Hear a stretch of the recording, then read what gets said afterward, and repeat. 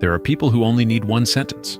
One sentence and your entire mood shifts. One tone and your chest tightens. One smirk, and suddenly you're replaying it in your head all day. It's not because what they said was catastrophic. It's because it hit something sensitive. Your pride, your insecurity, the part of you that's already tired, the part of you that's trying to hold it together. And what do most of us do? We react, we defend, we explain, we prove, we escalate. Because in that moment, your brain isn't trying to be wise. It's trying to survive.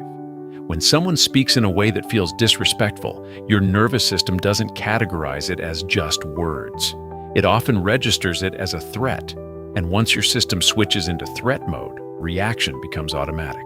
That heat you feel, that tightening in your jaw, that urge to fire back, that's not personality, that's physiology. Research using high-speed neural measurements shows that the amygdala, the brain's threat detection center, can respond extremely quickly to perceived danger, sometimes before conscious processing fully catches up. In plain English, you feel it before you think it, which is why the worst thing you can do in that moment is respond immediately. Here's the uncomfortable truth. The person who controls their emotional reaction controls the interaction. You don't need to win, you need to not get pulled down. And today, I'm giving you a 20-second rule that changes everything. Not passive, not submissive, not be the bigger person. Strategic, biological, powerful. The 20-second rule. The next time someone says something disrespectful, irritating, or subtly cutting, you do 5 things, in order, no improvising. Step 1. Eye contact. 3 seconds. Silence. When they finish speaking, don't answer. Look at them. Not aggressively, not challengingly, not with wounded eyes. Just steady. Then count 3 slow seconds in your head. 1, 2, 3. That pause is not awkward. It's leverage. In those 3 seconds, escalation stalls. Emotional arguments rely on rhythm, quick reactions, back and forth speed. When you pause, you interrupt momentum. At the same time, your brain shifts gears. Instead of reflex mode, you give your prefrontal cortex, the part responsible for reasoning and impulse control, time to come online. That pause is you taking the steering wheel back from your nervous system. Most people cannot tolerate silence after their own sharp comment. They start to feel it, and often they soften, clarify, or backtrack. You haven't said a word, and you're already in control. During those 3 seconds, repeat internally. I don't have to react. I choose how this goes. Step 2. Ask one clean question. After the pause, don't defend yourself. Ask. Not 10 questions, not a speech. 1 sentence. What do you mean by that? Or, are you trying to give feedback? Or are you trying to insult me? Or, is that how you intended that to come across? Notice something important. You're not debating content. You're questioning intention and delivery. That shift matters. Attacking is emotional. Explaining requires cognition. When someone has to clarify themselves, they move from impulse to thought. And when cognition increases, emotional intensity often decreases. You've just moved the interaction from heat to structure.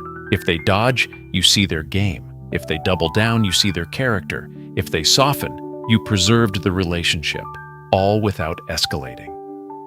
Step 3. Lower your voice instead of raising it.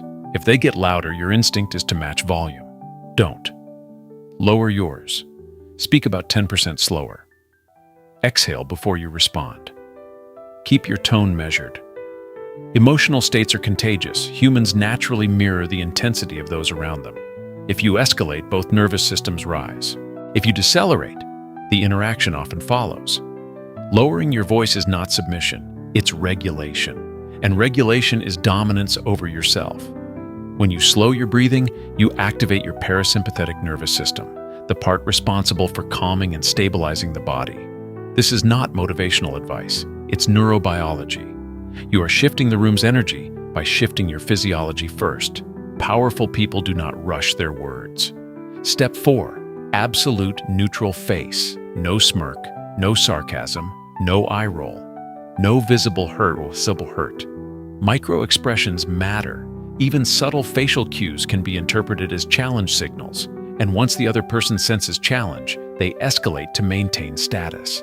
Neutral does not mean cold. Neutral means unhooked. Many difficult personalities feed on visible reactions: the raised eyebrow, the tightened lips, the offended stare. When those signals disappear, the reward disappears. In behavioral psychology, behavior that is not reinforced tends to weaken over time. No reaction equals no reinforcement. You become emotionally ungrabbable, and that changes everything. Step 5. One boundary sentence. Then stop. This is where strength becomes visible, because calm without boundary becomes passive. So after you pause, question, and regulate, you set a limit.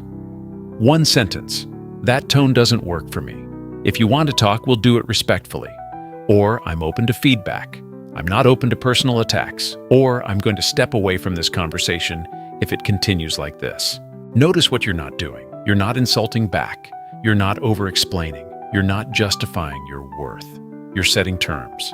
And then, and this is critical, you stop talking. Silence after a boundary is authority. You don't argue your boundary. You don't defend your boundary, you hold it. If they escalate further, you disengage. Leaving is not losing. Staying in emotional chaos is. Real-life examples. Workplace, them. You still don't know how to handle that? You. Steady eye contact, 3 seconds. Which part are you referring to? Them. You're just slow. You. Lower tone. I'm open to discussing performance. I'm not open to sarcasm in front of others. Silence. You just maintained hierarchy without aggression. Family. Them. You're always so dramatic. You pause. When you say dramatic, what exactly do you mean? Them. You're too sensitive. You. I may be sensitive, but I won't be spoken to dismissively. And you stop. Online. Them. You're an idiot. You. I respond to constructive points. Personal attacks get ignored. Then you disengage. You do not feed chaos. You do not feed algorithms with your cortisol. Why this works so well? When emotional intensity rises, logical processing drops. The Gottman Institute describes a phenomenon called flooding, where rising heart rate makes productive communication nearly impossible. Once someone is physiologically escalated, reasoning doesn't land. Arguing during flooding is like negotiating during a fire alarm. You don't extinguish it with words, you regulate first. And when you regulate, you regain strategic choice. What this is not. This is not about suppressing emotion. This is not about tolerating abuse. This is not about pretending you weren't affected. It's about timing. You regulate first. You respond second. You set boundaries third. And if necessary, you remove access.